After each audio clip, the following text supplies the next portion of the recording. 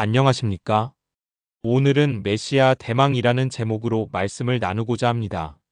먼저 이사야서 11장 1절에서 9절을 보겠습니다. 이새의 줄기에서 한 싹이 나며 그 뿌리에서 한 가지가 자라서 열매를 맺는다. 주님의 영이 그에게 내려오신다. 지혜와 총명의 영, 모략과 권능의 영, 지식과 주님을 경외하게 하는 영이 그에게 내려오시니 그는 주님을 경외하는 것을 즐거움으로 삼는다. 그는 눈에 보이는 대로만 재판하지 않으며 귀에 들리는 대로만 판결하지 않는다. 가난한 사람들을 공의로 재판하고 세상에서 억눌린 사람들을 바르게 논지한다. 그가 하는 말은 몽둥이가 되어 잔인한 자를 치고 그가 내리는 선고는 사악한 자를 사형에 처한다.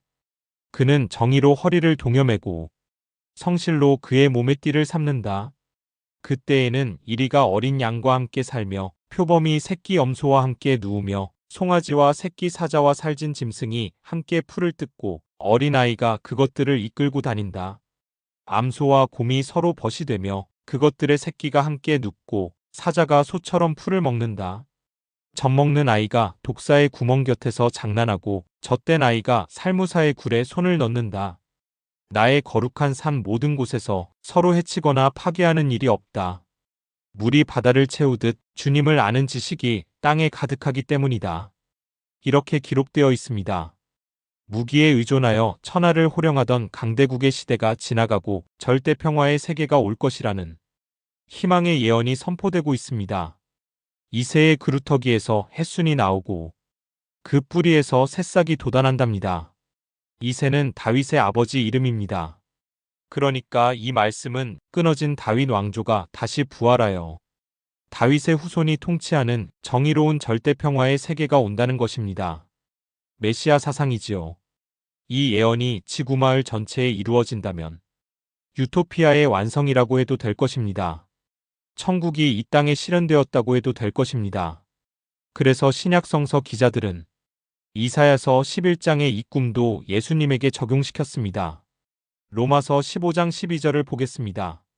그리고 이사야가 말하기를 이새의 뿌리에서 싹이 나서 이방 사람을 다스릴 이가 일어날 것이니 이방 사람은 그에게 소망을 둘 것이다 하였습니다. 이렇게 기록되어 있습니다. 잘 아시다시피 로마서는 사도 바울이 로마에 사는 교인들에게 보낸 편지입니다. 예수님이 유대인뿐 아니라 전 인류의 구세주이심을 이방인에게 전하는 것이 사도 바울의 사명입니다. 그래서 사도 바울이 이 본문을 인용한 것입니다. 이사야서의 이 본문이 메시아로 오신 예수님을 의미하는 것이고 그분이 정의롭고 절대평화의 세계인 하나님의 나라를 이루실 분이라고 말입니다. 하지만 아쉽게도 이사야의 이 놀라운 꿈은 지구마을 전체를 향한 것은 아니었습니다. 10절에서 16절을 보겠습니다. 그날이 오면 이새의 뿌리에서 한 싹이 나서 만민의 깃발로 세워질 것이며 민족들이 그를 찾아 모여들어서 그가 있는 곳이 영광스럽게 될 것이다. 그날이 오면 주님께서 다시 손을 펴시어서 그의 남은 백성들 곧 아시리아와 하 이집트와 상 이집트와 에티오피아와 엘람과 바빌로니아와 하맛과 바다섬들에서 남은 사람들을 자기의 소유로 삼으실 것이다. 주님께서 문나라가 볼 수 있도록 깃발을 세우시고 쫓겨난 이스라엘 사람들이 그 깃발을 보고 찾아오게 하시며 흩어진 유다 사람들이 땅의 사방에서 그 깃발을 찾아오도록 하실 것이다.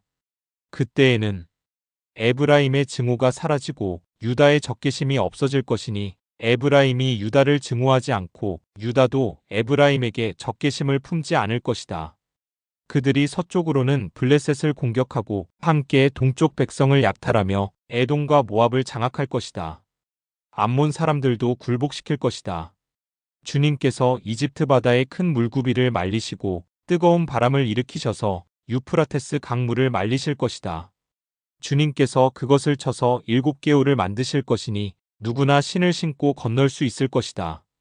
주님께서 남은 백성 곧 아시리아의 남은 자들이 돌아오도록 큰 길을 내실 것이니 이스라엘이 이집트 땅에서 올라오던 날과 같게 하실 것이다. 이렇게 기록되어 있습니다. 그날이 오면 흩어졌던 하나님의 백성들이 모두 돌아올 거랍니다. 남왕국과 북왕국의 백성들이 더 이상 대립하지 않고 서로 손을 잡게 될 거랍니다. 동족 상잔의 비극을 벌였던 어리석은 시대에서 벗어나 다시 남과 북이 하나가 된다니 얼마나 좋은가요? 그런데요.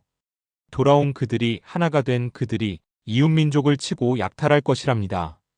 블레셋 언덕을 덮치고 에돔과 모압을 휘어잡고 암몬 백성들은 굴복시킬 것이랍니다.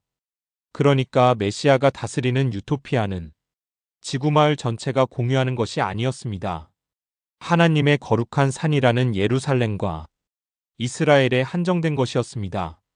돌아온 이스라엘이, 회복된 이스라엘이 전 세계를 다스리는 최강대국이 될 꿈을 꾸고 있는 것입니다.